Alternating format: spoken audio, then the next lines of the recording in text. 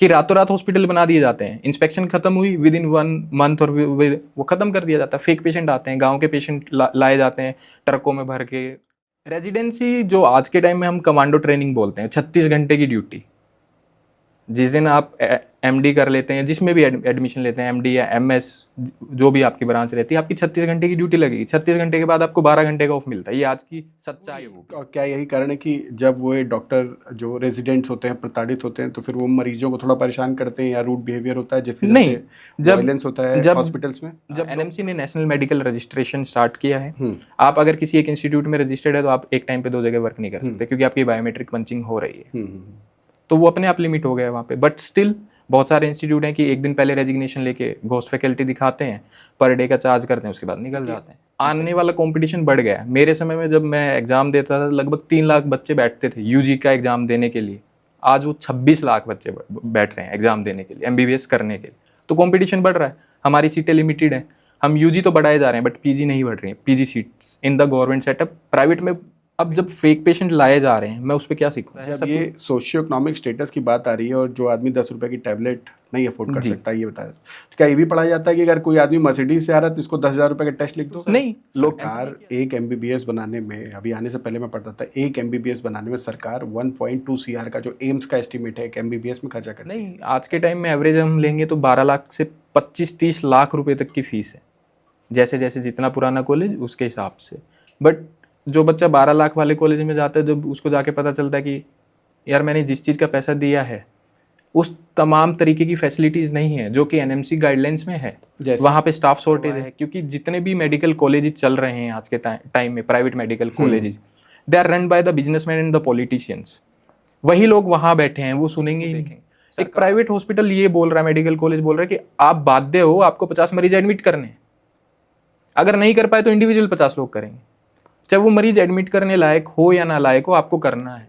ये तो एक लड़का जो एमबीबीएस करता है तो क्या टारगेट लेके चलता है कि मैं इतने डॉक्टर, इतने पेशेंट को सर्व करूंगा कि इतना पैसा कमाऊंगा यहाँ से निकलने के बाद? सेंट्रल गवर्नमेंट में 30,000 स्टाइफंड दिया जाता है, प्राइवेट में 5,000 दिया जाता है, और प्रदेश भर में अलग अलग स्टाइफंड्स हैं। जैसे अगर हम यूपी की बात की जाए तो 12,000 रुपये स्टाइफंड है, वहीं हरियाणा की बात की जाए तो 18,000 रुपये स्टाइफंड है, वहीं दिल्ली की बात की जाए तो 30,000 रुपये स्टाइफंड है, वहीं पंजाब की बात की जाए तो 9,000 है।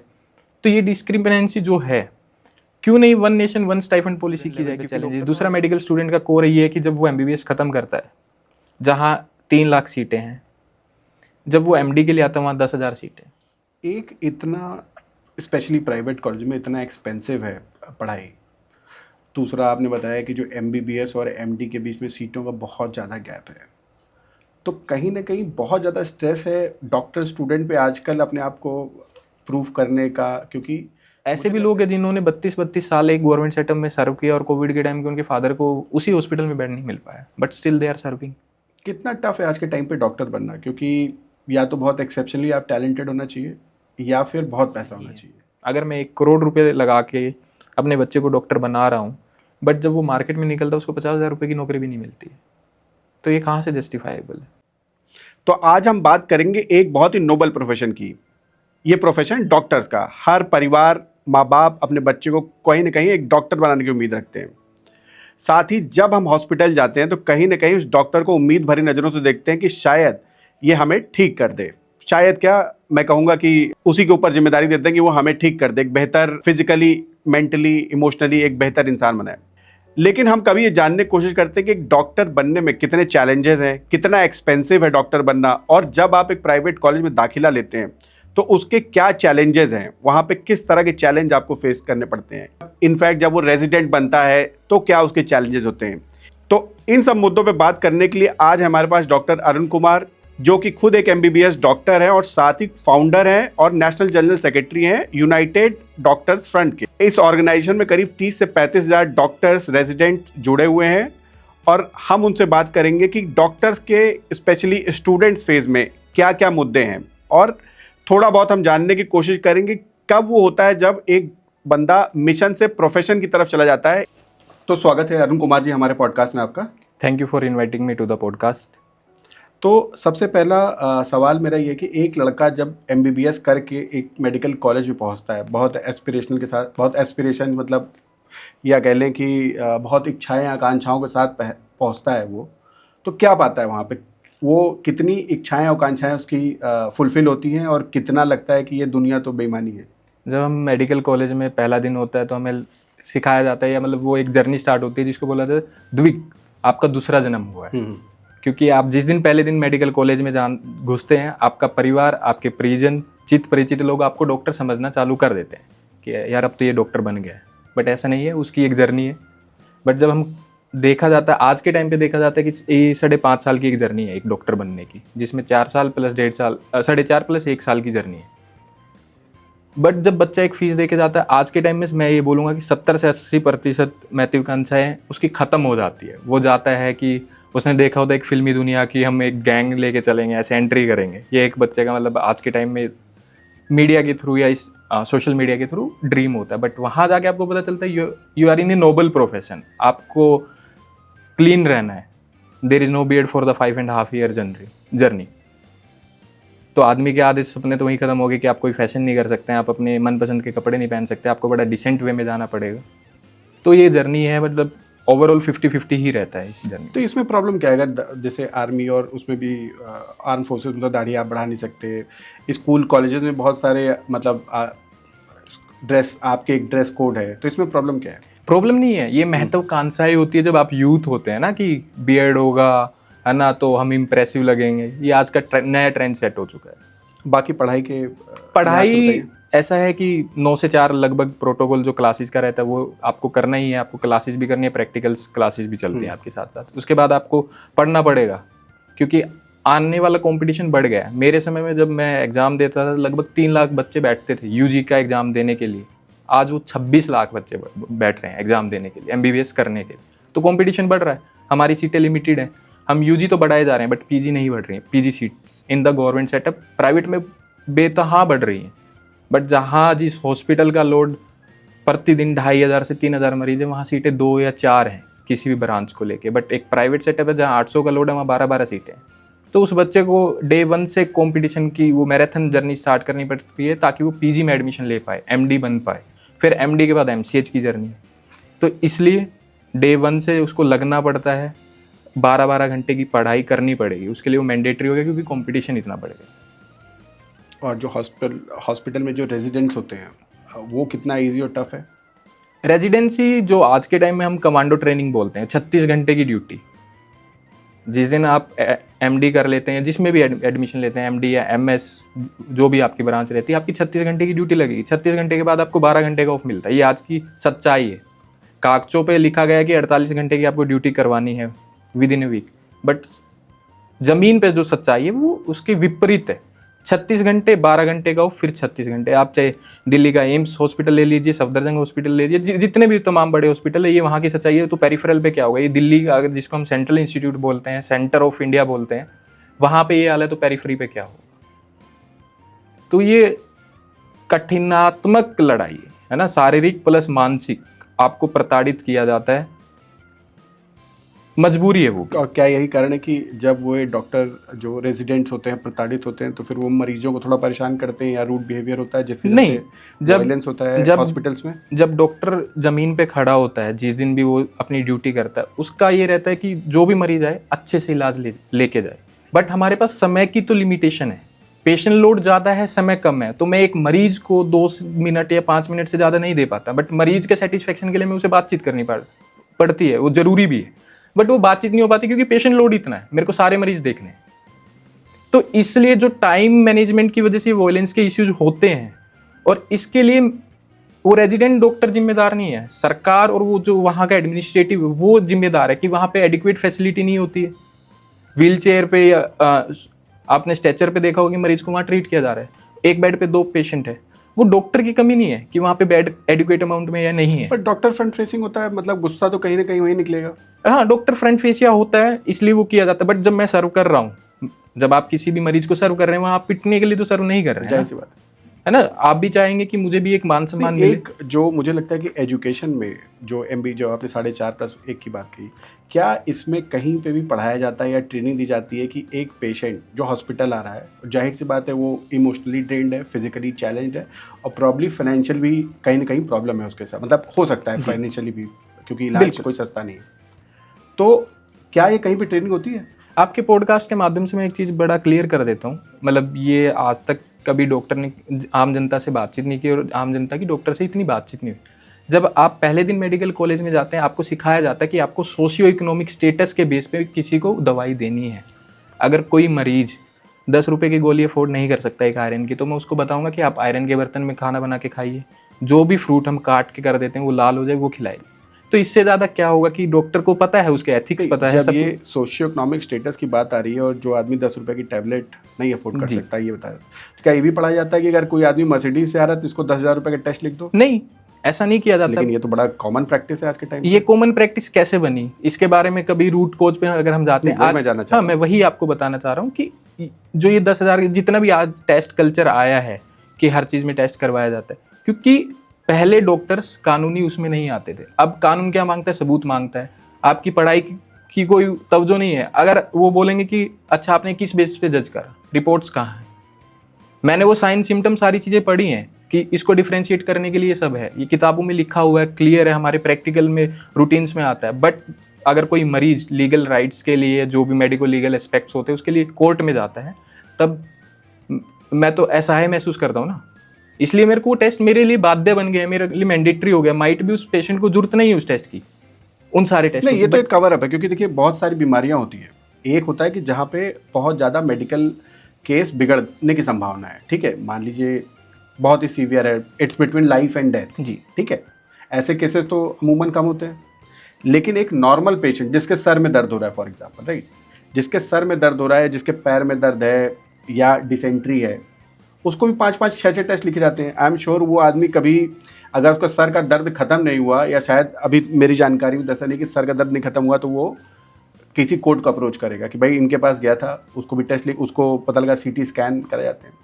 और ये भी बड़ी नॉर्मल सी एक चीज़ है कि प्राइवेट इंस्टीट्यूशन में खासकर वहाँ पे वो होते हैं, टारगेट्स डिफाइंड होते हैं डॉक्टर को, तो जाहिर सी बात है उसको एक एवरेज मेंटेन करना है। बिल्कुल, आपकी बात बिल्कुल जायज़ है। प्राइवेट इंस्टीट्यूट में टारगेट दिए जाते हैं, बट आपने कभी देखा है कि कितने डॉक्टरों के प्राइवेट सेटअप रन हो रहे हैं? मैक्स हॉस्पिटल, जितने भी, मैं बड़े बड़े हॉस्पिटल के नाम नहीं लूँगा, बट जितने भी बड़े तमाम बड़े प्राइवेट हॉस्पिटल्स हैं, एक नॉन मेडिको या एक बिजनेसमैन चलाता है। बिजनेसमैन हमेशा प्रॉफिट देखता है, डॉक्टर वहाँ जॉब कर रहा है। नहीं, हॉस्पिटल तो प्राइवेट इंडिविजुअल मेरे ख्याल से डॉक्टर ही चला सकते हैं। नहीं, ऐसा नहीं है। ऐसा नहीं है कि डॉक्टर ही एक हॉस्पिटल चला सकता है। डॉक्टर की डिग्रियां लगाई जाती हैं जो वहाँ पे उनके बोर्ड में बनते हैं, वो उससे वो सेटअप रन होता है। बट एक हॉस्पिटल बनाने के लिए हमें एक इन्वेस्टर चाहिए होता है ना, क्योंकि हम जब मिडिल क्लास फैमिली से आते हैं, हम भी एजुकेशन लोन लेके पढ़ रहे होते हैं, तो हमारा बैकअप इतना नहीं अच्छा नहीं होता कि हम हॉस्पिटल रन कर पाए, इस तरीके का हॉस्पिटल बना पाए। तो इसमें कौन आते हैं? बिग प्लेयर्स आ जाते हैं। बिग प्लेयर्स आते हैं तो वो क्या करते हैं, उनको तो अपना प्रॉफिट चाहिए, रिटर्न टू इनवॉइस जिसे बोला जाता है कि जितना हमने इन्वेस्ट करा उसके पैसे निकालो। मैं तो वहाँ एम्प्लॉय हूँ, वो वहाँ पे एडमिनिस्ट्रेटिव ऑफिसर्स बैठाए जाते हैं, वो हमें गाइड करते हैं कि आपको ये एडमिट करना पड़ेगा, इतना आपका टारगेट है। हम भी बाउंडेड हैं। तो वही मैं कह रहा हूँ ना कि ये तो एक तो कॉमर्शियल इंटरप्राइज है ना, मतलब ये बना दिया गया है। बट आप कभी भी गवर्नमेंट इंस्टीट्यूट में जाइए, तमाम चीज़ें नहीं लिखी जाती। क्यों नहीं लिखी जाती? कि we are not bounded there. But क्या उतनी जॉब फैसिलिटीज़, क्या उतनी सरकार हमें दे रही है? We are ready to serve. सरकार एक MBBS बनाने में, अभी आने से पहले मैं पढ़ता था, एक MBBS बनाने में सरकार 1.2 CR का जो एम्स का एस्टिमेट है एक MBBS में खर्चा करती है, करेक्ट? जी, बिल्कुल करेक्ट। तो और क्या सरकार अब करती है, मतलब, और जाहिर सी बात है इंस्टीट्यूट बन रहे हैं, प्राइवेट इंस्टीट्यूशन भी आ रहे हैं, तो सरकार तो एक एफर्ट कर ही रही है। सरकार एक एफर्ट, आपने लेकिन बोला कि वही सेम टाइम पे जब MBBS करने के लिए सरकार जब बोलती है कि भाई आपको गांव में सर्व करना पड़ेगा टू इंक्रीज द लार्जर, तो वो भी तो फिर चैलेंज हो जाता है। तो वो हम करने को रेडी है। मैं आपको एक एग्जांपल देता हूँ, बड़ा रिसेंट का है। हरियाणा मेडिकल ऑफिसर की सेवाएं अभी निकली, लगभग 1000 के आसपास सीटें हैं, 12,000 एप्लीकेंट है। We are ready to serve at PHC, but government don't have the job. तो आप कोई भी ये नहीं बोल सकता कि डॉक्टर पेरिफेरी पे जाने को रेडी नहीं है। गवर्नमेंट रेडी है, मतलब government are not ready, doctors ready है। जब 1000 प्रोफाइल के लिए 1000 जॉब की मेडिकल ऑफिसर की जो PHC लेवल पे उनको लगाया जाता है, 12,000 एप्लीकेंट आ रहे हैं। ये एक मैं प्रदेश का उदाहरण दे रहा हूँ। अगर लेकिन अभी ये 12,000 आ रहे हैं, और अगर अभी यही चपरासी की नौकरी हो तो उस पर 12 लाख आ जाएंगे। क्योंकि सर वहाँ पे हम कितने लोग डॉक्टर बन रहे हैं, वो एक रेशियो भी तो है। रेशियो है, मतलब एक नंबर दे रहा हूँ मैं, रेशियो आई एम श्योर नहीं होगा, बट ऐसा तो नहीं कि सिर्फ देश में 12,000 डॉक्टर हैं, उससे तो बहुत ज़्यादा होंगे। बहुत ज़्यादा होंगे, बट बहुत सारे लोग पीजी के लिए भी गए होते हैं, बहुत सारे प्राइवेट प्रैक्टिस में भी हैं, बहुत सारे गवर्नमेंट सेटअप में भी as a resident. But Haryana प्रदेश का मैं एक उदाहरण दे रहा हूँ कि हरियाणा प्रदेश के अंदर हरियाणा के लोग 12,000 लोग जब फॉर्म आवेदित करते हैं तो 12 टाइम ज़्यादा हो गए। एक प्राइवेट एमबीबीएस कॉलेज में कितनी फीस है एवरेज आज के टाइम पे, और आज क्या बच्चों को वो जस्टिफाई होती है जब वो कॉलेज पहुंचते हैं? नहीं, आज के टाइम में एवरेज हम लेंगे तो 12 लाख से 25-30 लाख रुपए तक की फ़ीस है, जैसे जैसे जितना पुराना कॉलेज उसके हिसाब से। बट जो बच्चा 12 लाख वाले कॉलेज में जाता है, जब उसको जाके पता चलता है कि यार मैंने जिस चीज़ का पैसा दिया है उस तमाम तरीके की फैसिलिटीज़ नहीं है जो कि एनएमसी गाइडलाइंस में है। जैसे? वहाँ पे स्टाफ शॉर्टेज है, जो एनएमसी का क्राइटेरिया कि इतना स्टाफ होना चाहिए, इतना आपका पेशेंट लोड होना चाहिए, आपका हॉस्पिटल में ये सारे इक्विपमेंट होने चाहिए, नहीं है वहाँ। जब आप हॉस्टल में जाते हो आपको बोला जाता है कि ये सब चीज़ें मिलेंगी, वैसी चीज़ें नहीं मिलती। लाइट कट है, शॉर्टेज है, पानी टाइम से नहीं आ रहा है, ऑडिटोरियम्स नहीं है। कुछ एग्जांपल देके बताइए बिना नाम लिए हुए। बहुत सारे एग्जांपल्स हैं। अब बहुत सारे जितने भी नए मेडिकल कॉलेज खुल रहे हैं उनमें एक सरकार की गाइडलाइन है कि एक्स्ट्रा करिकुलर एक्टिविटीज़ करवानी है। एक्स्ट्रा करिकुलर एक्टिविटीज़ के नाम पे एक ऑडिटोरियम नहीं है उस हॉस्पिटल, वो एनएमसी की गाइडलाइंस में है कि परमिशन तब मिलेगी वहाँ पे एक ऑडिटोरियम होगा। वहाँ पे कॉलेज को फंड रिलीज करना पड़ता है इवेंट्स के लिए। कोई भी प्राइवेट कॉलेज फंड रिलीज नहीं करता है बच्चों के लिए। बच्चे खुद कॉन्ट्री करके किसी इवेंट के लिए जाते हैं तो उनको भगा दिया जाता है कि इस तरीके के इवेंट नहीं होंगे कॉलेज। क्यों? वो प्राइवेट इंस्टीट्यूशन चाहता है कि अपना जो एक्सपेंशन का कॉस्ट है वो कम रखे। तो ये खैर एक तो ये तो बहुत पेरिफेरल बात होगी सीसीए की, बट कोर मेडिकल की अगर बात की जाए तो उस फैसिलिटी, एक बेटर डॉक्टर बनाने के लिए वहाँ पे फैसिलिटीज़ हैं। फैसिलिटीज़ कहने के लिए फैसिलिटीज़ हैं कि इतना बड़ी लैब्स है, इतना हुआ है, रातों रात हॉस्पिटल बनते देखे हमने कि एक पीएचएम में एक रहता है कि आपको रूरल हेल्थ सेंटर भी क्रिएट करने पड़ते हैं, अर्बन भी करने पड़ते हैं। वहाँ पे अगर आप अनुमन जाएंगे किसी भी दिन इंस्पेक्शन को छोड़ के, वहाँ पे लिमिटेड बेड्स होंगे, बट जिस दिन इंस्पेक्शन होता है उससे 2 दिन पहले वहाँ 100 बेड का हॉस्पिटल दिख जाता है कि रातों रात हॉस्पिटल बना दिए जाते हैं। इंस्पेक्शन खत्म हुई विद इन 1 मंथ और वो खत्म कर दिया जाता है। फेक पेशेंट आते हैं, गाँव के पेशेंट लाए जाते हैं ट्रकों में भर के। इन सब में वो प्राइवेट इंस्टीट्यूट कर रहे हैं, वो डॉक्टर नहीं कर रहे, तो उसके ऊपर किसी की कोई लगाम नहीं है। फेक पेशेंट दिखाया जाता है, लाइव फेक पेशेंट बनते हैं कि इमरजेंसी में। जब ये बॉडीज आती हैं चेक करने के, जो इसको चेक करती हैं, तो वो तो समझ जाती होंगी, जाहिर सी बात है कि ये फेक पेशेंट है। इसके ऊपर ही हमारी लड़ाई है कि जब आप इंस्पेक्शन करने आते हैं, कौन टीम आती है, कहाँ से वो लोग हैं जिनको ये सब पता नहीं चलता, और पता चलता है तो कौन कौन लोग इन्वॉल्व है जो इस सब चीज़ों को सरपास करते हैं। अगर वहाँ पे फिजिकल क्राइटेरिया है बहुत सारी चीज़ों का, दिखता है कि हाँ फिजिकल पूरा है, उसके बाद आता है कि आपके पास फैकल्टी है या नहीं है, आपको दिखता है कि फैकल्टी भी पूरी है, बट 1 महीने बाद कोई इंस्पेक्ट करता नहीं है, उसके बाद कोई फैकल्टी नहीं होती, डमी घोस्ट फैकल्टी चल रही होती है, उसके ऊपर सरकार की कोई लगाम नहीं। आदमी मल्टीपल जगह भी तो होता है आज के टाइम पे। नहीं, अभी एक्चुअली 2-3 चीज़ें आई हैं, माइट भी आम जनता नहीं अवेयर कि एनएमसी ने नेशनल मेडिकल रजिस्ट्रेशन स्टार्ट किया है। आप अगर किसी एक इंस्टीट्यूट में रजिस्टर्ड है तो आप एक टाइम पे 2 जगह वर्क नहीं कर सकते क्योंकि आपकी बायोमेट्रिक पंचिंग हो रही है, तो वो अपने आप लिमिट हो गया है वहाँ पे। बट स्टिल बहुत सारे इंस्टीट्यूट हैं कि एक दिन पहले रेजिग्नेशन लेके घोस्ट फैकल्टी दिखाते हैं, पर डे का चार्ज करते हैं, उसके बाद निकल जाते हैं, इंस्पेक्शन खत्म हुआ, डेट्स इट। और फैसिलिटीज़ बाकी पेशेंट देखना या पेशेंट देखना, अब जब फेक पेशेंट लाए जा रहे हैं मैं उस पर क्या सीखूँ? हाँ वही मेरा तो है ना, जब हमें पता चलता है कि ये इस पेशेंट को तो दर्द नहीं है, वो एक्टिंग कर रहा है ना, हम मेंशन भी करते हैं फाइल्स में, बट उन फाइल को कोई पढ़ता नहीं है। तो स्टूडेंट्स जो आपका ये फ्रंट है यूनाइटेड, क्या नाम बताया था? United doctor front. United doctor front जो है आपका है, जिसमें करीब 35,000 लोग के आसपास है, तो ये मुद्दे आप लोग उठाते नहीं, रेज नहीं करते? ये हमने इवन अभी हमें नेशनल ह्यूमन राइट कमीशन ने भी बुलाया था, हमने वहाँ पे भी सारे मुद्दे रखे हैं, सरकार के सामने भी रखा है, नीति आयोग के सामने रखा है, प्रदेश भर की जितनी भी सरकारें, हम बार बार ये मुद्दे उठाते हैं, बार बार सरकार के सामने रखते हैं, बट सरकार इस पे लापरवाह है। क्योंकि जितने भी मेडिकल कॉलेजेस चल रहे हैं आज के टाइम में, private medical colleges, they are run by the businessman and the politicians. वही लोग वहाँ बैठे हैं, वो सुनेंगे ही नहीं। सरकार चलती है मेजोरिटी से, मेजोरिटी को सर्व करने वाले ये कुछ तमाम पॉलिटिशियंस या बिजनेसमैन हैं, तो सरकार उनको फेवर करती है, ना कि आम जनता को। ये आज की घोर सच्चाई है।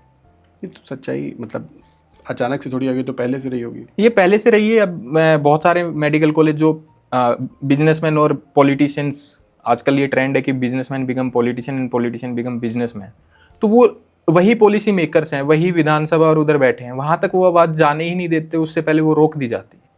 अभी हमने एक मुद्दा उठाया था कि एक कॉलेज में, मेडिकल कॉलेज में रेजिडेंट डॉक्टर को टारगेट दिया जा रहा है कि अगर वो 50 पेशेंट एडमिट नहीं कर पाता तो उसको इंडिविजुअल 50 पेशेंट एडमिट करने हैं, चाहे वो मरीज एडमिट करने लायक हो या नहीं लायक हो। इंडिविजुअल 50 करने का मतलब क्या हुआ? सरकार ने एक डिस्टेंस DRP प्रोग्राम स्टार्ट करा है, जिसमें जो रेजिडेंट डॉक्टर हैं वहाँ के जो डिस्ट्रिक्ट रूरल में जितने भी हॉस्पिटल्स हैं वहाँ जाके सर्व करेंगे, वहाँ पे जाके मरीजों को देखेंगे, ताकि जो सर्विंग्स है वो बढ़ पाए गांव के लेवल तक।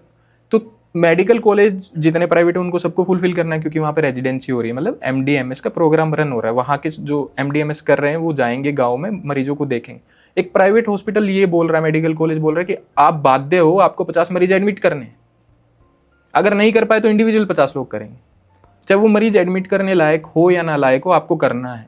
ये तो अन्याय है ना उस मरीज के साथ, डॉक्टर के साथ भी। हाँ बिल्कुल, डॉक्टर को बाध्य कर दिया गया कि आपको 50 एडमिट करने हैं। तो कैसे करते हैं, कैसे अचीव होते हैं टारगेट? ये फिर target achieved by the administrative officer, बोलेगा कि सर आपको एडमिट करना है। नहीं तो कैसे, मतलब एक MBBS फॉर एग्जांपल, अगर आपके पास आपके कोई आई एम श्योर फ्रेंड और यूनियन के आपके सदस्य होंगे, तो क्या टैक्टिक्स अपनाई जाती है? ये टैक्टिक्स नहीं, बेसिकली कोई मरीज आया फीवर का लेके, उसको मैंने एडमिट कर लिया फॉर डे केयर, है ना, कि आपको देखेंगे, ऑब्जर्वेशन में रखेंगे, उसके बाद हम आपको छोड़ देंगे। उधर वो प्रोफाइल बन जाती है, वो NMC के अंदर जाती है कि इतने हमने पेशेंट एडमिट करे।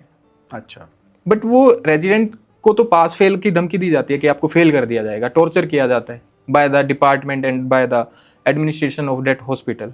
लेकिन जब स्ट्राइक होती है, जब हम सुनते हैं कि रेजिडेंट डॉक्टर की स्ट्राइक हो रही है, डॉक्टर से स्ट्राइक भी मतलब वायलेंस में बहुत ज़्यादा, मतलब जो वायलेंस होता है तो वो करते हैं, इन सब मुद्दों पे क्यों नहीं सुनाई देता है कि ये सब मुद्दे हैं जिस पे स्ट्राइक हो रही है?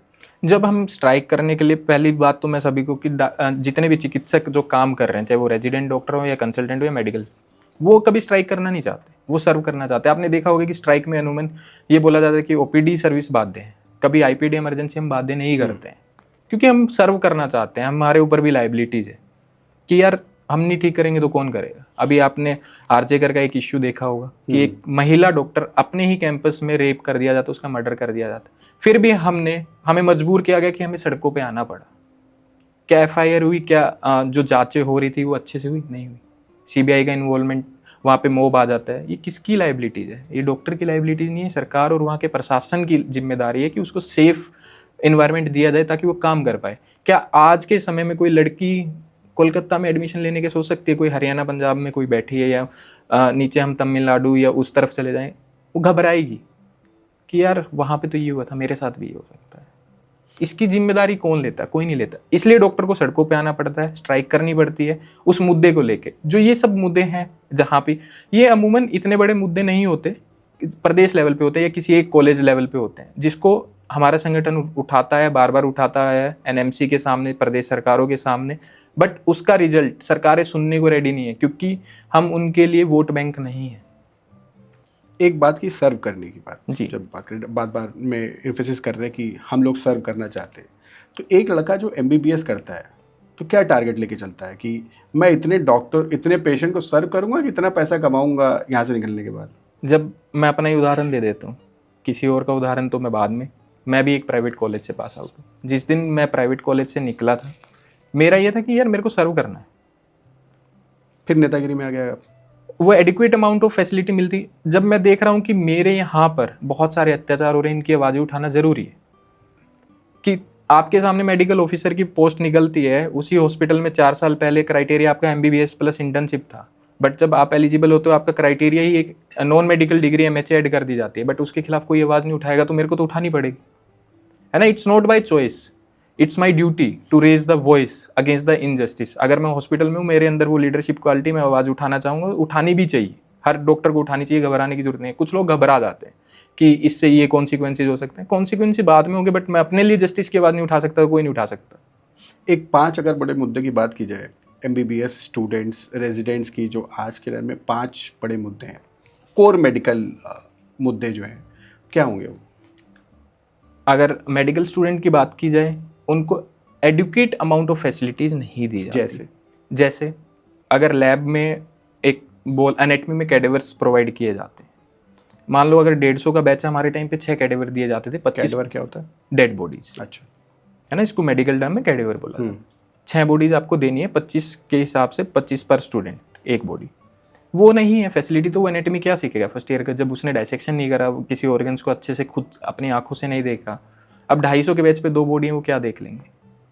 तो ये फंडामेंटल्स जो मेडिकल राइट्स हैं, फिजियोलॉजी लैब में जाते हैं जहाँ ब्लड टेस्ट करना है, या वहाँ पे वो तमाम इंस्ट्रूमेंट नहीं है, तो वो बच्चा क्या सीख पाएगा। जब वो सेकेंड ईयर में आता है पैथोलॉजी लैब में, जब तक उसको पैथोलॉजी लैब के टेस्ट नहीं करवाए जाएंगे कि क्या क्या स्लाइड्स देखनी है, आजकल अमूमन पहले से जो प्रिपेयर्ड स्लाइड्स है वो दिखा दी जाती है। बच्चा जब स्लाइड्स प्रिपेयर करना नहीं सीखेगा तो उसको पैथोलॉजी के ब्रांच के बारे में कैसे पता चलेगा कि कैसे स्लाइड प्रिपेयर की जाती है, क्या की इंफ्रास्ट्रक्चर के बाद दूसरा इंफ्रास्ट्रक्चर। दूसरा, जब वो इंटर्न बनता है मेडिकल स्टूडेंट, उसको स्टाइफंड का इश्यू है। सेंट्रल गवर्नमेंट में 30,000 स्टाइफंड दिया जाता है, प्राइवेट में 5,000 दिया जाता है, और प्रदेश भर में अलग अलग स्टाइफंड्स हैं। जैसे अगर हम यूपी की बात की जाए तो 12,000 रुपये स्टाइफंड है, वहीं हरियाणा की बात की जाए तो 18,000 रुपये स्टाइफंड है, वहीं दिल्ली की बात की जाए तो 30,000 रुपये स्टाइफंड है, वहीं पंजाब की बात की जाए तो 9,000 है। तो ये डिस्क्रिमिनेंसी जो है, क्यों नहीं one nation one stipend policy की जाए, क्योंकि डॉक्टर तो हर जगह का सेम है, वो इक्विवेलेंट सर्व कर रहना रहे हैं। खाना तो सब जगह अलग अलग प्राइस है ना। दिल्ली में फॉर एग्जांपल अगर आपको रेंटल जो होगा दिल्ली में, पंजाब में, या सब अलग अलग होगा, खाने के प्राइस अलग होंगे। बट जब एक मेडिकल स्टूडेंट इंटर्न बनता है तो अमूमन उनको हॉस्टल दिए जाते हैं। हॉस्टल में तो जो चार्जेज हैं वो लगभग सेम है, बट जो वर्क काम कर रहे हैं वो तो इक्विवेलेंट काम कर रहे हैं। स्टाइफंड के बाद स्टाइफंड सबसे बड़ा इशू मेडिकल स्टूडेंट लेवल पे, ये 2 बड़े इशू। दूसरा ये है कि जो बच्चे प्राइवेट सेटअप में जाते हैं उनकी एक सिक्योरिटी फीस ली जा सकती है 3 लाख से 5 लाख रुपए। जब वो अपना जर्नी खत्म करते हैं 5.5 साल की, वो सिक्योरिटी रिटर्न नहीं की जाती उन स्टूडेंट्स को। हर प्राइवेट कॉलेज का ये हाल है, सिर्फ एक मेडिकल कॉलेज नहीं, हर मेडिकल कॉलेज का ये हाल है। 50,000 रुपये कटौती करके दे दिया, कुछ ने दिया ही नहीं है, दिखा दिया कि आपने 5 साल में इतना फाइन इकट्ठा कर दिया। ये मेडिकल स्टूडेंट लेवल पे चैलेंज है। दूसरा, मेडिकल स्टूडेंट का कोर ये है कि जब वो MBBS खत्म करता है, जहाँ 3 लाख सीटें हैं, जब वो MD के लिए आता है वहाँ 10,000 सीटें। ये एक मेडिकल स्टूडेंट के वो हैं, वो इंटर्न बन जाता है। रेजिडेंट डॉक्टर जब अपनी रेजिडेंसी में आता है तो उनका सबसे बड़ा चैलेंज ये है कि 36 घंटे की ड्यूटी। दूसरा, ये इस टाइप के जब टारगेट दिए जाते हैं, अगर प्राइवेट सेटअप में जाएं कि पेशेंट लोड नहीं है। बट इतने सारे मैं थोड़ा ये समझ रहा था कि इतने सारे यहाँ पे पेशेंट्स हैं जो परेशान हैं, जो एक अच्छा ट्रीटमेंट चाहते हैं, फिर प्राइवेट कॉलेजेस में क्यों नहीं जाते ये लोग इलाज कराने?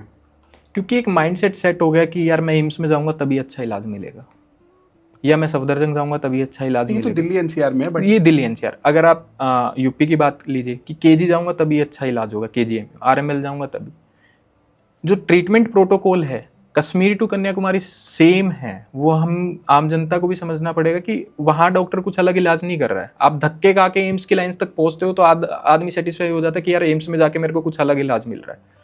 वो बीमारी क्या पता मैं PHC लेवल पे भी ट्रीट कर सकता हूँ, but patient satisfaction psychological level वो हमें चेंज करना पड़ेगा कि नहीं यार, अगर अपेंडिसाइटिस है तो उसका इलाज मैं अपने शहर में भी करवा सकता हूँ, या आसपास के जितने भी तमाम मेडिकल कॉलेज है उस पर भी करवा सकता हूँ। और दूसरा, जो एक टैबू सेट है जो प्राइवेट मेडिकल कॉलेज आपने बोला, अमूमन गाँव के पास खोले जाते हैं। गाँव के लोगों को बोला जाता है यार यहाँ तो डॉक्टर सीखने आए हैं, है ना, ये तो स्टूडेंट है। सेम एम्स में भी लोग हैं, है ना, सेम डॉक्टर सफदरजंग में भी, वहाँ पे भी सीखा जा रहा है, but they are well trained. वो 5.5 साल की जर्नी जब कंप्लीट कर लेते हैं, एडमिशन ले लेते हैं, तब उसको हैंड ओवर दिया जाता है। ऐसे नहीं है कि नहीं दिया जाता, आपके एक इंटर्नशिप में आपको सारी चीज़ें सिखाई जाती कि सूचर कैसे लगाया जाता है, ब्लड सैंपलिंग कैसे करनी है, किस चीज़ के लिए क्या टेस्ट करने हैं, वो सारी आपकी प्रैक्टिकल जर्नी है। ये पेशेंट को भी समझना पड़ेगा कि वो रेजिडेंट डॉक्टर सिर्फ सीख नहीं रहे हैं, उनको वो काम आता है, वो डॉक्टर बन के वहाँ हैं, वो अपनी MD की डिग्री कर रहे हैं। और उसको ये नहीं कि जाते पहले दिन आपको कि हाँ भाई आओ आप सर्जरी करो, है ना, पहले आपको वार्ड देखना पड़ता है, ICU देखना पड़ता है। लेकिन जैसे आपने कहा अपने मतलब अभी बातचीत में कि भाई उसको फैसिलिटी एडिक्वेट नहीं है, बॉडी 25 पे जी एक होनी चाहिए, तो शायद वो मोर देन दैट है, जी देख नहीं पाता, तो जाहिर सी बात है तो लोगों में डिस्ट्रस्ट नहीं होगा। बिल्कुल, ये डिस्ट्रेस होगा, बट जब बच्चा वो मेडिकल कॉलेज में इंटर्नशिप में आता है ना, बॉडी पे कुछ भी देखा उसने, लिटिल नॉलेज ली, उसके बाद उसने आगे अपनी जर्नी स्टार्ट करी, है ना, पैथो भी कर पढ़ा, सब कुछ पढ़ा, ओवरऑल उसको एक आइडिया आ जाता है समराइज वे में कि अच्छा ये सब चीज़ें। उसके बाद जो 1 साल का जो ये ट्रेनिंग पीरियड है जिसको हम इंटर्नशिप बोलते हैं, बाकी आपको किसी भी चीज़ में नहीं देखने को मिलेगा कि after completion of your degree आपको 1 साल की हैंड्स ऑन ट्रेनिंग दी जाती है। आपके हर डिफरेंट डिपार्टमेंट्स में ड्यूटी लगाई जाती है। आप मेडिसिन में भी जाते हैं, एनाटॉमी में भी जाते हैं, फिजियोलॉजी में भी जाते हैं, हर डिपार्टमेंट में आपको घुमाया जाता है ताकि आपका जो रह गया वो आप वो देख पाए। एक इतना स्पेशली प्राइवेट कॉलेज में इतना एक्सपेंसिव है पढ़ाई, दूसरा आपने बताया कि जो MBBS और MD के बीच में सीटों का बहुत ज़्यादा गैप है, तो कहीं ना कहीं बहुत ज़्यादा स्ट्रेस है डॉक्टर स्टूडेंट पे आजकल अपने आप को प्रूव करने का, क्योंकि मुझे लगता है कि MBBS में आप उतनी अच्छी प्रैक्टिस चलती है क्योंकि आज के टाइम पे हर आदमी एक स्पेशलिस्ट के पास जाना चाहता है। सर में दर्द होगा तो वो न्यूरो के पास जाएगा, पैर में होगा तो वो किसी हड्डी वाले के पास जाएगा, मतलब everybody is looking for specialisation, मतलब रूरल से लेके अर्बन तक। तो कितना प्रेशर है डॉक्टरों के ऊपर और क्या मेंटल चैलेंजेस फेस करने इसके लिए? डॉक्टरों के ऊपर जिस दिन से उसने एडमिशन लिया है वो 15 साल की जर्नी है। 5.5 साल MBBS के, अगर 1 गो में आपका एडमिशन हो गया, 3 साल की आपकी जो भी डिग्री होगी, PG डिग्री, उसके बाद आप सुपर स्पेशलाइजेशन के लिए जाते 3 साल, फिर वो ये आपका एक जर्नी पीरियड है। ये मतलब तो तब हुआ जब आप हर एग्जाम एक साल में क्लियर करते। 1 गो 12 साल। अगर नहीं कर पाते, मान लो MD में 1 साल का एवरेज कितना 15 साल, एक आदमी कितना लेता 15 है? साल 15 साल है ना, अप टू 15 ईयर। तो एक बंदा जब 30 या 35 साल की उम्र में मार्केट में निकलता है ना, completion of all the degrees, उसके बाद वो फेलोशिप के लिए भाग रहा होता है टू लर्न मोर, कि पेशेंट सेटिस्फाई होता है मेरी डिग्री देख के कि हाँ नाम में MBBS MD MCH what ever है ना, DM, उसके बाद फेलोशिप दिस, MRCP दिस, है ना, अदर पढ़ाई। तो उसकी जर्नी, हम कभी भी, आपने देखा होगा डॉक्टर ये नहीं बोलता कि I am a perfect doctor, we always say we are a practitioner, we always in the learning way, learning journey है ये। हर एक पेशेंट हमें हर नई चीज़ें सिखा के जाता है। मेंटल चैलेंजेज है कि 36 घंटे की वो ड्यूटी कर रहा है, शारीरिक प्लस मानसिक थकावट तो है ही है, पेशेंट भी देख रहा है, उसके बाद उसको अपनी थीसिस भी करनी है, अपनी रिसर्च भी करनी है, उसको अपनी पर्सनल लाइफ भी देखनी है, उसको बहुत सारे जो उसके पेशेंट्स होते हैं उसको पीछे रखना पड़ता है to serve the country, people of this nation. Mental harassment तो हो ही रहा है कोई। और जो ये तो उनकी बात हुई जो MD कर ले रहे हैं, बहुत सारे आई एम श्योर, क्योंकि गैप है इतना सीटों, तो MD उनका होता भी नहीं होगा। बिल्कुल। उनका क्या, जो MBBS कुछ मेडिकल ऑफिसर बन जाते हैं, अपनी लाइफ ऐसे गुजारना चाहते हैं कि हाँ पैसा लिमिटेड है, मैं इतना अच्छा कर रहा हूँ कि मैं वेल सेटिस्फाइड, ये सेटिस्फेक्शन लेवल की बात है। कुछ लोग MBBS लेवल पे इतनी अच्छी प्रैक्टिस करते हैं कि MCH को बीट कर देते हैं, DM को बीट कर देते हैं। जब आपने MBBS में पढ़ा, आपके कोर सब्जेक्ट बेसिक वो है, जब आप MD करते हो आपको स्पेसिफिक वही सब्जेक्ट पढ़ना है। अगर मेडिसिन की बात की जाए, सर्जरी में आपको हैंड ओवर मिलता है। जब आप MCH करते हैं उसका भी एक स्पेसिफिक पार्ट आ जाता है। जैसे हम PhD करते हैं, अगर नॉन मेडिकल टर्म में किया जाए कि आपने मास्टर डिग्री करी, उसके बाद PhD में आपने एक कोर सब्जेक्ट उठाया, है ना। इसमें आपने, जैसे मान लो मैं एक उदाहरण देता हूँ, MD मेडिसिन क्या, आपने इंटरनल मेडिसिन में सर में दर्द हुआ, आप न्यूरोलॉजिस्ट, मतलब आप ब्रेन की स्टडी कर रहे हैं। अगर आप कार्डियक बनना चाह रहे हो तो आप सिर्फ दिल को पढ़ रहे हैं, ये MCH है, या DM न्यूरो या कार्डियोलॉजिस्ट, ये सब है। तो आप एक स्पेसिफिक ऑर्गन पे आके रुक जाते हैं। बट हाँ, एक प्रैक्टिस जो करता है, MBBS भी एक बहुत अच्छी प्रैक्टिस कर सकता है, क्योंकि हर मरीज दिल का मरीज नहीं हो सकता। उससे पहले 70% मरीज जो अगर देश के हैं वो नॉर्मल बीमारियों से ग्रसित हैं। 30% लोगों को MCH और मास्टर्स डिग्री वालों पे जाने की जरूरत है। डॉक्टर जब मतलब स्टूडेंट होता है तो एक सर्विंग की भावना, जो आपकी बात में बार सर्व की बात हो रही है, तो सर्व की भावना से निकलता है।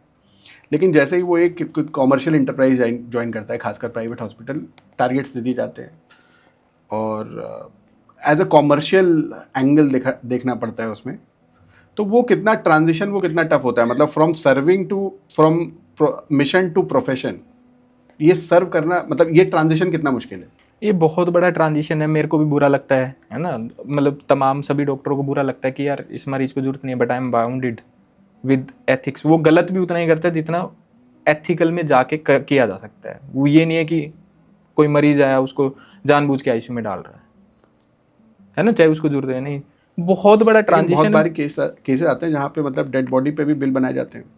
1 से 3% हर जगह आपको करप्शन मिलेगा, चाहे वो मेडिकल फील्ड हो, डॉक्टर भी हैं, है ना। पांचों के लिए बराबर नहीं होती। बहुत सारे डॉक्टर हैं कि गवर्नमेंट सेटअप में भी रह के गलत कर रहे हैं। बहुत सारे डॉक्टर हैं, 99% डॉक्टर मैं बोलूँगा कि बहुत अच्छा काम कर रहे हैं। 1% में हमेशा बोल के प्लस माइनस हमें सिखाया जाता है कि एरर के चांसेस हर वक्त रहते हैं। तो इतनी गलत लोग भी निकल मेरे ख्याल सकते से 1% ज़्यादा है। डॉक्टर्स जो मेडिकल डॉक्टर्स नहीं, मेडिकल एज अ प्रोफेशन है, वो टॉप 3 करप्शंस में आता है, मतलब एजुकेशन, जुडिशरी और हेल्थ केयर। बिल्कुल आता है। मैं वही कह रहा हूँ कि जो 1 से 3% डॉक्टर हैं, अगर वो मान लो कि करप्टेड आदमी एक ऐसी पोजीशन या पावर पोस्ट पे बैठा है, तो वहाँ जाके वो कुछ भी कर सकता है। अभी आपने बहुत सारे केसेस देखे होंगे, सीबीआई ने एक डॉक्टर को उठाया एक गवर्नमेंट हॉस्पिटल से, तो वो they belong to our fraternity but they are not following the medical ethics. ऐसे भी लोग हैं जिन्होंने 32 साल एक गवर्नमेंट सेटअप में सर्व किया और कोविड के टाइम के उनके फादर को उसी हॉस्पिटल में बेड नहीं मिल पाया, but still they are serving. COVID martyrs की बात की जाए, डॉक्टर ने सेल्फलेसली काम भी किया है। ऐसा नहीं है कि सारे ही डॉक्टर गलत हैं। 1 से 3% हम खुद बोलते हैं कि गलत हो सकता है, कोई भी गलत हो सकता है।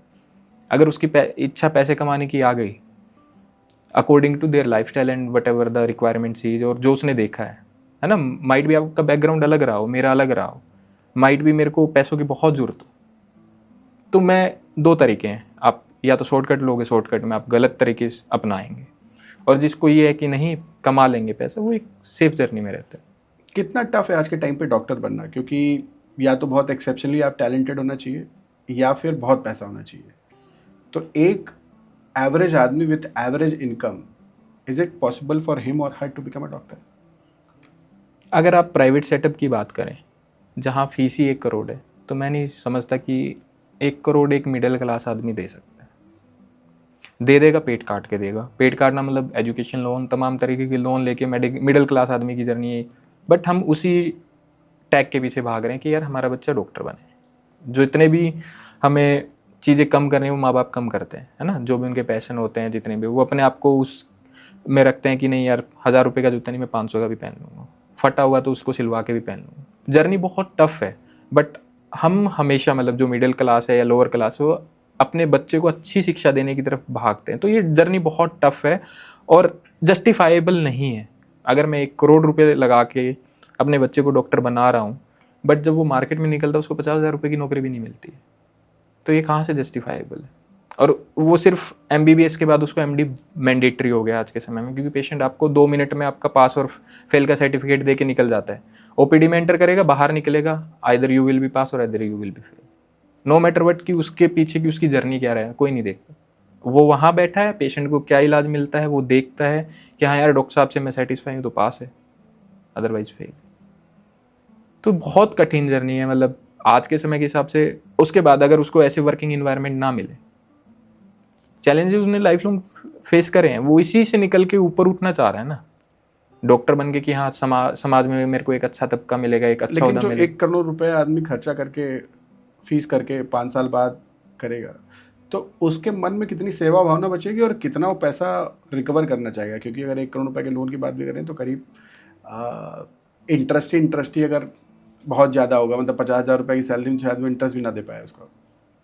यही सब चीज़ें जो हमने बोला कि डॉक्टर कहाँ आके बाध्य हो जाते हैं, मैं यही चीज़ कह रहा था कि वो बहुत सारी जर्नी क्या पता हमें पता ही ना हो जहाँ वो गलत करना चालू करता है। बट जब उसको गवर्नमेंट जॉब मिलती है, अगर दिल्ली की गवर्नमेंट जॉब की बात की जाए तो 1.1 लाख प्लस सैलरी है आपकी, जहाँ आप 3 साल JRशिप कर सकते हैं। तो I think it's adequate to take up the loan and cover up this, जब आपकी सैलरी आ गई। बट अगर आप प्राइवेट सेक्टर में जाते हैं, जितने भी तमाम बड़े हॉस्पिटल वो आपको 50-60 हज़ार रुपये फ्रेशर को देते हैं, मैक्स उनका 70-75 रहेगा। तो वो क्यों नहीं बाध्य होगा कि वहाँ पे भी काम करे, बाहर भी काम करे? वो गलत क्यों ना करे? उसको मजबूर किया जाता है क्योंकि उसके ऊपर इतना बर्डन है, उसको तो कवर करना है। बैंक हमें कोई छूट थोड़ी देता है। बट जब एक मरीज आता है तो वो हमसे उम्मीद करता है कि मैं साहब मैं आपको फ्री में एडवाइस दे दूँ, फ्री में दवाइयाँ दे दूँ, फ्री में वो कर दूँ। बट आप जब एक लॉयर के पास जाते हैं, वो आपको हियरिंग करने के लिए भी 2,000 रुपये चार्ज करते हैं, whatever the charge they are taking.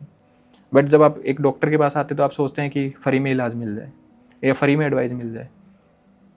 अमूमन देखा जाता है ना, कि ये रिपोर्ट आपको व्हाट्सएप कर दी यार देख के बताना, वो एडवाइस है और हम मना नहीं करते, हम तो चार्ज भी नहीं करते हैं उससे। ये तो बात हुई इंफ्रास्ट्रक्चर की, बात हुई स्टूडेंट्स की, बात हुई, लेकिन हम बात करते हैं टीचर्स की। तो क्या टीचर्स जो हैं उनके भी कुछ चैलेंजेस हैं? क्या एडिक्वेट टीचर्स हैं और क्या चैलेंजेस भी हैं उनके? अब देख रहे हैं कि हर शहर में एक मेडिकल कॉलेज खुल रहा है, टीचर्स उतने एडिक्वेट अमाउंट में नहीं है क्योंकि हमारे पास तो लिमिटेशन है, इतने ही डॉक्टर हैं, इतने ही हम काम कर पाएंगे। बट अभी हम अगर एक 2018 की रिपोर्ट है फैमिली मेडिसिन से, रिसर्च पेपर है कि इंडिया इज WHO का है ही नहीं। ये ऑटोनोमस दिल्ली के जितने भी ऑटोनोमस बॉडीज हैं वहाँ पे प्रमोशन टाइम से नहीं हो रहे हैं। दूसरा, कंसल्टेंट लेवल जब पहुंचता है उनको एडमिनिस्ट्रेटिव पार्ट में लगा दिया जाता है कि आपको डिपार्टमेंट तो देखना ही देखना है, हॉस्पिटल की कोई मेडिकल नेग्लिजेंस की फाइल भी देखनी है या वहाँ पे इंफ्रास्ट्रक्चर की फाइल भी देखनी है। बट वो डॉक्टर है, वो प्रोफेसर है, उसको उसी काम में यूज किया जाए, है ना, उसको अपग्रेड करवाया जाए, मेडिकल काउंसिल्स तक लेकर जाए, एक्सपोजर बढ़ाया जाए कि कैसे हम हेल्थ केयर को अच्छा बना सकते हैं। वहाँ पे हेल्थ केयर को अच्छा बनाने की कोई बातें नहीं होती वहाँ पे कि अच्छा ये फाइल है साहब आप क्लियर करवा दीजिए। तो ये चैलेंजेस है कंसल्टेंट लेवल पे। अगर कोई बहुत अच्छे से सर्व कर रहा है उसको टाइम से जॉब नहीं मिल पाती है, निकाल दिया जाता है, उसके अगेंस्ट पॉलिटिक्स की जाती है कि वो डायरेक्टर ना बन पाए, डायरेक्टर अपने लोगों को बिठाया जाता है। तो ये सारे चैलेंज वो एज ए कंसल्टेंट फेस कर रहे हो, तो वो डिपार्टमेंट के लिए कुछ अच्छा करना चाहते हैं। मान लो कि अगर हम एक एग्जांपल लेते हैं रेस्पिरेटरी मेडिसिन में, वो तमाम चीज़ें यूज़ करना चाहते हैं, ब्रोंकोस्कोपी, ये सब इंस्ट्रूमेंट आ नहीं रहे हैं, वो डिमांड कर सकता है कि साहब मैं ऐसे ऐसे काम करना, उस चीज़ पे कोई सुनवाई नहीं है उन लेवल पे। क्या यही वजह है जैसे स्टूडेंट लेवल पे प्रेशर है, जो टीचर्स हैं वो भी सेटिस्फाइड नहीं है अपने उसको लेके परेशान है, वहीं जो आपके रेजिडेंट हैं 36 घंटे की ड्यूटी कर रहे हैं, तो क्या यही सब प्रॉब्लम है कि मेडिकल नेग्लिजेंस बढ़ रहे हैं? जैसे कभी कभी पेट में छुरा रह जाता है, कभी टावल रह जाती है, तो क्या ये एक मेजर रीज़न है? साहब मैं जब 36 घंटे की ड्यूटी कर रहा हूँ, मैं शारीरिक तो थकावट है ही, मानसिक भी है। और ये बोला जाता है कि 1% जो मैं बार बार बोल रहा हूँ, एरर के चांसेस होते हैं। We are humans as well, है ना, हमें भी एडिक्वेट अमाउंट स्लीप चाहिए, एडिक्वेट। जब मेरा माइंड कॉन्शियस वे में नहीं रहेगा तो एरर ऑफ चांसेस बढ़ेंगे। तो इस वजह से ये सारे इंसिडेंट हैपन हो रहे हैं। इसकी लाइबिलिटीज़ कौन लेगा? डॉक्टर तो लाइबल बना दिया जाता है कि गलती उससे हुई, बट वो किस किस परिस्थिति से वहाँ पे खड़ा हुआ और उसके बाद भी उसको मजबूर किया जाता है कि उसको सर्जरी करनी है, क्योंकि उसको तो पेशेंट को सर्व करना है। पेशेंट की फैमिली ये नहीं देखेगी डॉक्टर साहब सोए नहीं है, खाना नहीं खाया है, ये चीज़ें नहीं है, कितना टाइम हो गया इनको वर्किंग करने के लिए। ये सारी चीज़ें हमें ज़रूरत है। ह्यूमन राइट कमीशन हम बोलते हैं कि इतना बड़ा कमीशन है ना, राइट्स ऑफ ह्यूमन उठाता है। जब हमने ये बातें रखी कोई नहीं उठाता है। दूसरा, मैं एक आपके माध्यम से ही बोलना चाहूँगा कि बॉन्ड फ्री मेडिकल एजुकेशन। आपने देखा होगा कि कभी लॉयर को बाउंड नहीं किया जाता कि आपको सर्व करना पड़ेगा फ्री में या what ever it is. But doctor अगर एमडी की सीट लेता है और वो उस फील्ड से सेटिस्फाई नहीं है, उसको लगता है कि वो सर्व नहीं कर पा रहा है ना, या उसको ब्रांच अच्छी नहीं लेगी किसी भी कारणवश, उसको बाउंड कर दिया जाता है कि आपको यही ब्रांच परस्यू करनी है, वरना आपके ऊपर 1 करोड़ का फाइन लगेगा आपको सीट छोड़ने के लिए, आप 2 साल के लिए बैन कर दिए जाओगे, या 3 साल के लिए, 5 साल के, या 1 साल के लिए। ये कहाँ का इंसाफी है एक डॉक्टर के साथ? जो मान लो कि मेरा ख्वाब था मेरे को एमडी मेडिसिन करना है, बट मेरे को सर्जरी ब्रांच मिल गई, मैंने ले लिया, है ना, क्योंकि लाइफ में आगे भी बढ़ना है, कि कॉम्प्रोमाइज़ कर लिया अपने आप को कि चलो सर्जन बन जाते हैं। बट मेरे को मज़ा नहीं आया 1 साल के बाद काम करके कि यार मैं ये लाइफ लॉन्ग जर्नी ये नहीं जी पाऊंगा, अब मेरे को ब्रांच छोड़नी है। दूसरे कोर्सेज में आप बीए के बाद एमए नहीं पसंद आया आप छोड़ सकते हैं, है ना, बीटेक के बाद। वहाँ पे जो सरकार टाइम, इंफ्रास्ट्रक्चर और पैसा जो खर्चा कर रही है बीए के बाद एमबीए में, वो बहुत मिनिमम है versus what is given to a medical student. जब एमडी के लिए खर्चा कम ही है साहब, क्योंकि पेशेंट लोड आपके आ रहे हैं, आप पेशेंट से सीख रहे हो, वहाँ पे आपको कोई तमाम, बट एमबीबीएस के लिए तो है ना। एमबीबीएस के लिए वो एमबीबीएस तो करके आया है। जब बॉन्ड एमबीबीएस लेवल पे किस चीज़ पे लगाया कि उसको सर्व करना है 5 साल 7 साल। अगर मैं 5 साल सर्व करूँगा तो मैं एमडी कब करूँगा? मेरे को भी मास्टर्स करनी है, मैं बाउंड हो गया, मैं अपने करियर के 5 साल और पीछे हो गए। वहाँ कॉम्पिटिशन आज के टाइम में जो मैंने आपको बताया कितना बढ़ चुका है, 3 लाख से 26 लाख 10,000 सीटें हैं एमडी की। बट जब एमडी बनता है, मान लो कि मैंने 2 महीने में मेरे को समझ आ गया कि नहीं करनी मेरे को ये ब्रांच, मेरे को कोई और ब्रांच करनी है, मैं नॉन क्लिनिकल में भी सेटिस्फाइड हूँ, जैसे एनाटॉमी, फिजियोलॉजी, बायोकेम, ये सब ब्रांचेज हो गए, तो वहाँ पे उसको 1 करोड़ के लिए बाउंड कर दिया जाता है। अभी आपने एक प्राइवेट मेडिकल कॉलेज देहरादून में डॉक्टर दिवेश गर्ग ने सुसाइड करा being as a paediatrician. 104 degree के फीवर में वो काम कर रहा था वो वहाँ पर। जब उसकी मदर को सर्जरी हुई उसको छुट्टी नहीं दी गई, उसकी थीसिस सबके सामने फाड़ दी जाती है, पब्लिकली इंसल्ट किया जाता है, और जिस दिन उसका फाइनल थीसिस सबमिशन होता है, प्रोटोकॉल जो सबमिशन, उससे 4 घंटे पहले उसका टॉपिक ही चेंज कर दिया जाता है। इस तरीके से उसको प्रताड़ित किया जाता है। उसने अंत में क्या रास्ता चुना? सुसाइड का। क्योंकि वहाँ पर बॉन्ड छोड़ने की, वो सीट छोड़ने की उसकी जो बाउंडेशन है 1 CR है। I am not capable to give the 1 CR, जहाँ मैं 35 लाख रुपए फीस दे रहा हूँ। तो क्या यही वजह है कि स्टूडेंट्स जो है एमबीबीएस या एमडी स्टूडेंट्स में सुसाइड बिल्कुल देखने को मिलता है? बिल्कुल, पीयर प्रेशर उनके पास इतना ज़्यादा है। ये कंपटीशन रेस ऑफ जो डार्विन की थ्योरी की, जो लड़ेगा वही जीतेगा, है ना, ये वही रेस है बेसिकली।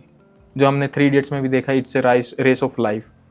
वो आप हर दिन अपने आप को अच्छा प्रूव करने के, बेहतर करने के लिए कोशिश करते हैं, बट जब इस तरीके की मानसिक प्रताड़ित किया जाता है तो बच्चों को कोई रास्ता नहीं मिलता कि वो सीट छोड़ पाएँ और अपनी लाइफ में आगे बढ़ पाएँ। ये एक ऑप्शन देना चाहिए। आई थिंक सरकार को भी इस चीज़ पे नोटिस करना चाहिए। हमने ह्यूमन राइट कमीशन में भी बात रखी है, नीति आयोग में भी रखी है, हेल्थ मिनिस्ट्री में भी रखी है कि बॉन्ड फ्री मेडिकल एजुकेशन किया जाए। बच्चे को इतनी लाइबिलिटी दी जाए, छूट दी जाए कि अगर उसको ब्रांच समझ नहीं आई या तो वो इंटरचेंज कर पाए, ताकि सरकार का भी वेस्टेज ना हो।